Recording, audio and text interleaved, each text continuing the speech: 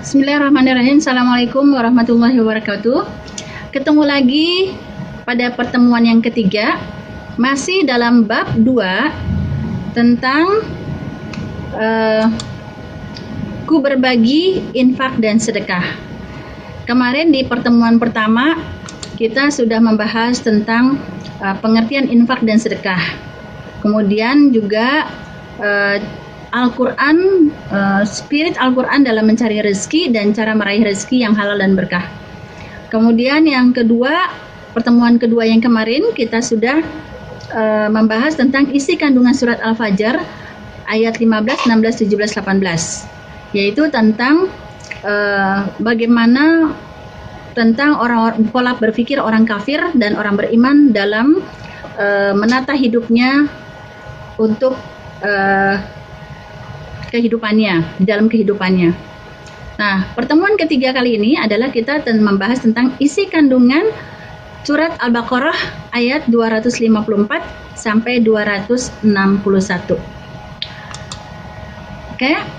Di bab kedua ini, di bab kedua bagian ketiga ini kita khusus membahas surat Al-Baqarah ayat 254 dan 261. Di ayat 254, A'udzu billahi minasyaitonir rajim. Bismillahirrahmanirrahim. Ya ayyuhalladzina amanu anfiqu mimma razaqakum min qabli an ya'tiya yawmun la bay'un fihi wala khullatu wala syafa'ah wal kafiruna humudz zalimun. Hai orang-orang yang beriman, belanjakanlah di jalan Allah sebagian dari rezeki yang telah kami berikan kepadamu sebelum datang hari yang pada hari itu tidak ada lagi jual beli dan tidak ada lagi syafaat. Dan orang-orang kafir itulah orang-orang yang zalim. Itu isi surat dari Al-Baqarah ayat 254.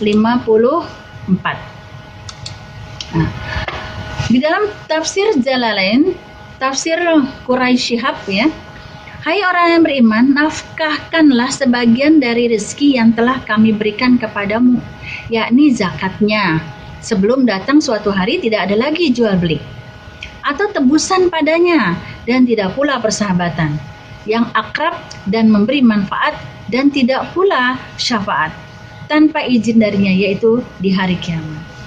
Ya.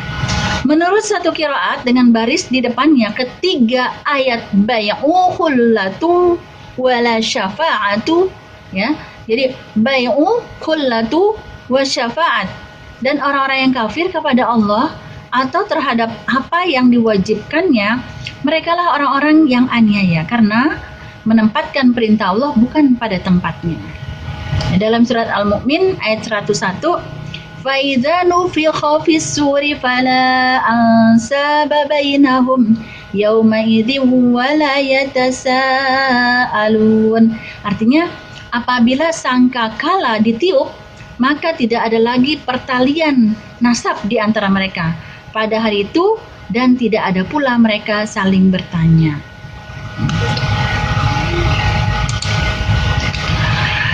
Di dalam ayat 261, Mathalul ladzi yunfiquna amwalahum fi sabilillahi kamathali habbatin ambatat sab'a sanabila fi kulli sumbulatin mi'atu habbah wallahu yudha'ifu liman yasha' wallahu wasi'un alim. Perumpamaan nafkah yang dikeluarkan oleh orang-orang yang menafkahkan hartanya di jalan Allah adalah serupa dengan sebutir benih yang menumbuhkan 7 bulir. Pada tiap-tiap bulir 100 biji. Allah melipat gandakan ganjaran bagi siapa yang Dia kehendaki, dan Allah maha luas karunia-Nya lagi maha mengetahui. Nah, tafsir Ibnu Katsir ini merupakan perumpamaan yang diberikan Allah Ta'ala mengenai pelipat gandaan pahala bagi orang yang menafkahkan harta kekayaannya di jalannya dengan tujuan untuk mencari keridhoannya, dan bahwasanya kebaikan itu dilipat gandakan mulai dari 10 sampai 700 kali lipat.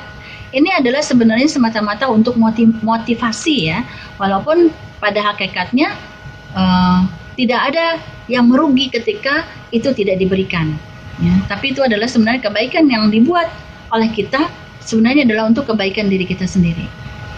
Imam Ahmad juga meriwayatkan dari Abu Hurairah, dia menceritakan Rasulullah SAW bersabda, kullu amali ibni Adam yudha'aful hasanatu bi asri amsalihha ila sab'imi'ati di'fin ila masya Allah yaqulullah illa sauma wa innahu li wa ana ajzi bih yada'u ta'amahu wa syahwatahu min ajli walis-shaimi farhatun indal fitri wa farhatun inda liqa'i rabbi wa khulu fihi atyabu indallah mirihil miski saumu hujjatun saumu junnatun. Artinya setiap amal perbuatan anak Adam, satu kebaikan dilipat gandakan 10 sampai 700 lipat. Ya, 700 kali lipat atau bahkan lebih sesuai kehendak Allah. Allah berfirman, kecuali puasa, karena ia untukku dan aku akan memberikan pahala atasnya. Dia meninggalkan makanan dan minuman karenaku, dan orang yang berpuasa mempunyai 2 kebahagiaan. Kebahagiaan ketika berbuka dan kebahagiaan ketika bertemu dengan Rabb-Nya. Dan bau mulut orang yang berpuasa lebih wangi di sisi Allah daripada bau minyak kasturi. Puasa itu perisai. Puasa itu perisai. Hadis riwayat Muslim.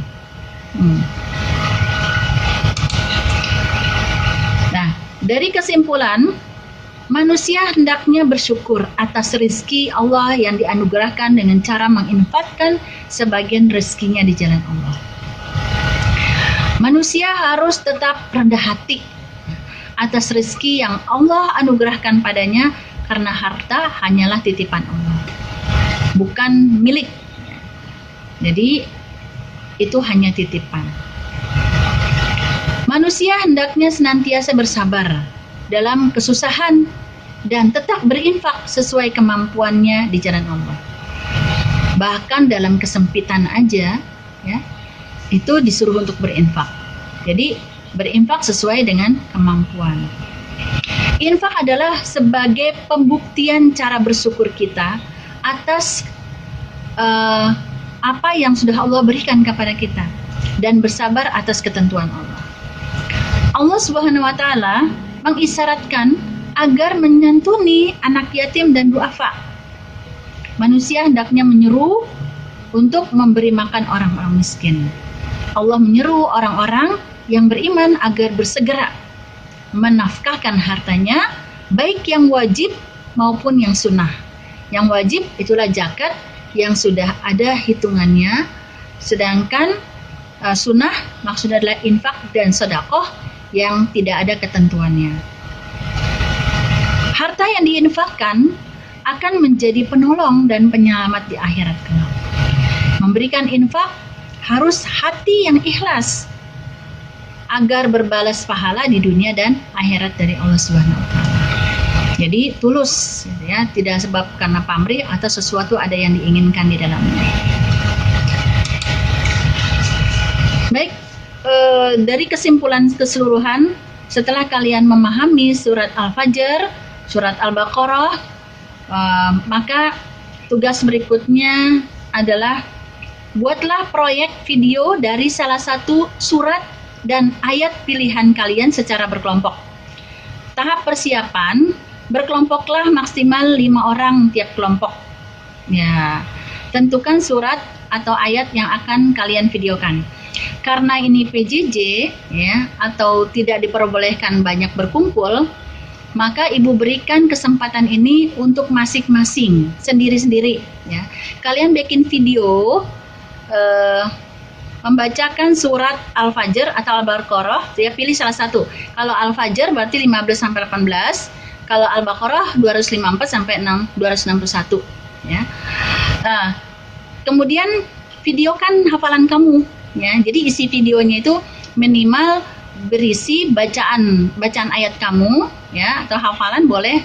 Kalau belum hafal dibaca nggak apa-apa, sama isi kandungannya. Jadi videonya seperti ibu seperti ini nih, ibu kan bikin seperti ini kan dibuatkan video ya. Nah kamu bikin seperti ini, baca surat Al-Fajr, kemudian kamu terangkan surat Al-Fajr, jadi isi kandungan surat Al-Fajr itu. Ya, jadi bacaan surat Al-Fajr dan isi kandungan surat Al-Fajr divideokan. Atau kamu ambil surat Al-Baqarah boleh 254 sampai 261 ya, isi kandungannya juga. Kamu cari di mana? Cari di mana? Yang ada di sini pun ada di materi ibu. Kalau misalnya di Google juga boleh kamu cari, nggak apa-apa. Setelah itu tentukan tugas masing-masing, tapi ini tidak usah. Jadi langsung aja buat langkah-langkah pembuatan video atau skripnya kamu buat. Jadi tugasnya berarti masing-masing ya. Yang pertama, kamu bikin skrip. Skrip itu langkah-langkah pembuatan video kamu bikin.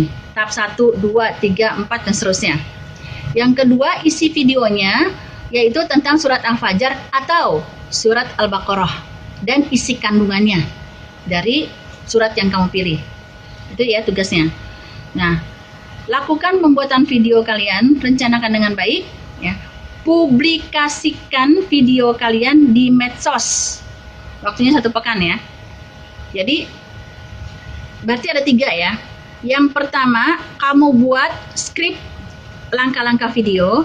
Yang kedua, kamu buat videonya dari surat pilihan yang kamu pilih di antara 2 dan isi kandungannya. Ya. Terserah bagaimana caranya. Yang ketiga yaitu kamu masukkan ke medsos. Kan ini ada linknya nih ya. Masukkan ke medsos. Itu. Ya, buat dalam 1 pekan. Ibu tunggu videonya. Terima kasih.